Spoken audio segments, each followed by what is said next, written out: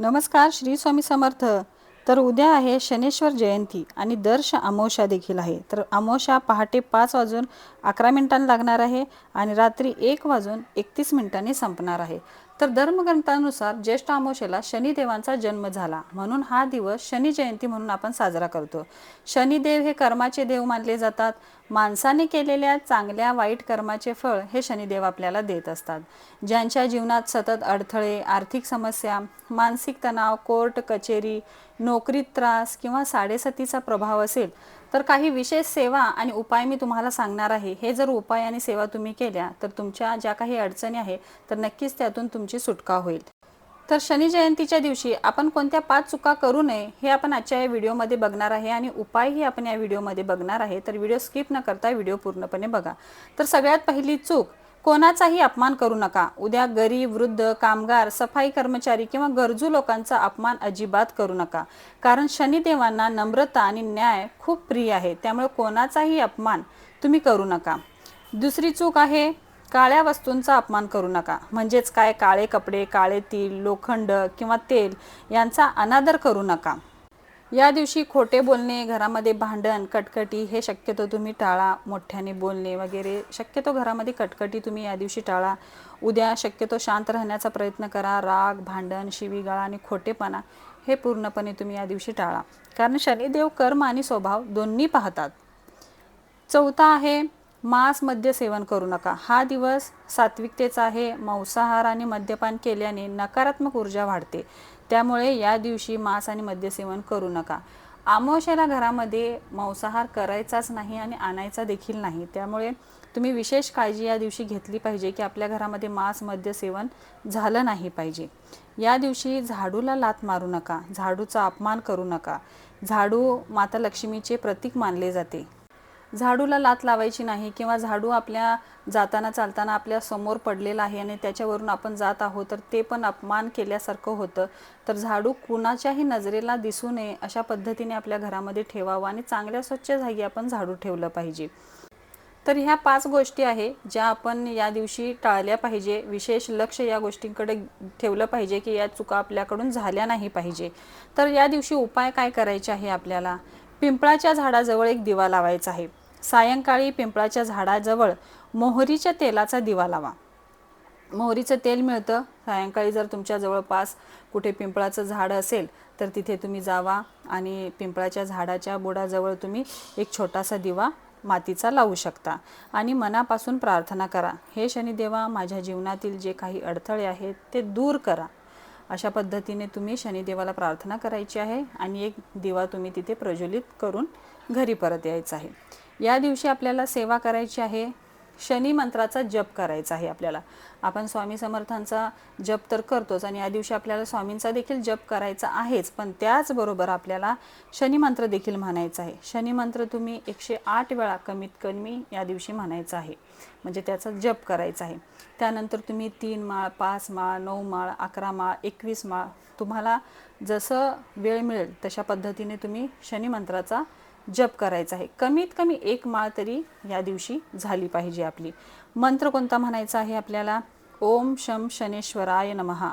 ओम शम शनेश्वराय नमः. हा मंत्र मन शांत करतो आणि शनी दोष कमी करतो. तुमच्या कुंडलीमध्येही जर शनी दोष असेल तर या मंत्राचा जप तुम्ही रोज करू शकता. ओम शम शनेश्वराय नमः या मंत्राचा जप जर तुम्ही रोज केला तर तुमच्या कुंडलीतील शनी दोष देखील कमी होऊ लागतो. या दिवशी दुसरा उपाय आपल्याला करायचा आहे, कावळ्याला अन्नदान करायचं आहे आपल्याला. कावळा हा शनिदेवाचा वाहन मानला जातो. त्यामुळे उद्या कावळ्याला आपल्याला पोळी, भात आणि काळे तीळ, भातावरती थोडे काळे तीळ घालायचे आहे आणि तेच आपल्याला आपल्या घराच्या छतावर ठेवायचं आहे किंवा एखाद्या चांगल्या जागी तुम्ही ते ठेवायचं आहे. अशा प्रकारे आपल्याला कावळ्याला देखील या दिवशी अन्नदान करायचं आहे. त्यानंतर गरजूंना थोडे काळे तीळ, उडीद डाळ, चप्पल, छत्री किंवा अन्नदान यापैकी कोणत्याही वस्तू तुम्ही दान करू शकता. काळे तीळ आणि उडीद डाळ हे नक्कीच तुम्ही या दिवशी दान करा, कारण की शनी महाराजांच्या सेवेमध्ये काळे तीळ आणि उडीद डाळला खूप महत्त्व आहे. तर या दिवशी तुम्ही काळे तीळ आणि उडीद डाळ थोडीफार तुम्ही गरजू लोकांना दान करू शकता. त्याचबरोबर गरीब लोकांना तुम्ही चप्पल, आता उन्हाळा आहे, त्याचबरोबर पावसाळा देखील येत आहे, तर छत्री देखील तुम्ही दान करू शकता. आणि त्याचबरोबर तुम्ही अन्नदान देखील थोडंफार करू शकता. यामधलं काहीही तुम्ही एक जरी कोणतीही वस्तू दान केली तरी चालेल, पण दान या दिवशी नक्की करा. दान केल्याने शनिदेव प्रसन्न होतात आणि आपल्या आर्थिक अडचणी हळूहळू सुटायला लागतात. त्याचबरोबर घरामध्ये जर सतत अडचणी येत असतील, काही कामामध्ये अडचणी येत असतील, नोकरीमध्ये अडचणी येत असतील, विवाहामध्ये अडचणी येत असतील, तुमच्या व्यवसायामध्ये अडचणी येत असतील, तर रात्री काय करायचं आहे, शनिदेवासमोर मोहरीच्या तेलाचा दिवा लावून शांतपणे तुम्हाला एक 5-10 मिनटं मंत्र जाप करायचा आहे. आता शनिदेवाचं मंदिर आपल्या जवळपास असतंच, तर तिथे तुम्ही जावा, मोहरीचा एक दिवा तिथं तेलाचा लावा तुम्ही आणि तिथे शांत बसून एक 5 ते 10 मिनटं तुम्ही मंत्रजाप करायचा आहे. मोहरीचा तेलाचा दिवा या दिवशी आपल्याला शनिदेवाला अर्पण करायचा आहे. तर हा एक उपाय तुम्ही करून आपल्या मार्गातील जीवनातील ज्या काही अडचणी आहेत त्या अडचणीतून मुक्तता मिळवू शकता. शनिदेवाला तुम्ही प्रार्थना करू शकता की मला शनिदेवा या अडचणीतून तुम्ही बाहेर काढा किंवा मला या अडचणीतून तुम्ही मार्ग दाखवा. आणि तुमच्याकडूनही काही चुका झाल्या असतील तर आपल्या चुका मनापासून मान्य करा आणि शनिदेवांसमोर प्रार्थना करा की मी माझ्याकडून ज्या काही चुका झाल्या आहेत त्यांची देखील मला तुम्ही क्षमा द्या, माफी द्या, अशी प्रार्थना देखील तुम्ही त्यांच्याकडे करायची आहे. कारण शनिदेव हे शिक्षा देतात पण योग्य मार्गही दाखवतात. तुमच्या घराच्या जवळपास जर शनिदेवतेचं मंदिर असेल तर नक्की तुम्ही शनिदेवतेच्या दर्शनाला नक्की जा आजच्या दिवशी. त्याचबरोबर अमावस्या आहे, तर अमावस्याच्या दिवशी आपल्याला पितरांची देखील सेवा करायची आहे.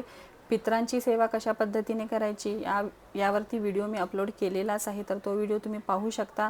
या दिवशी पितरांची सेवा देखील आवश्यक आहे.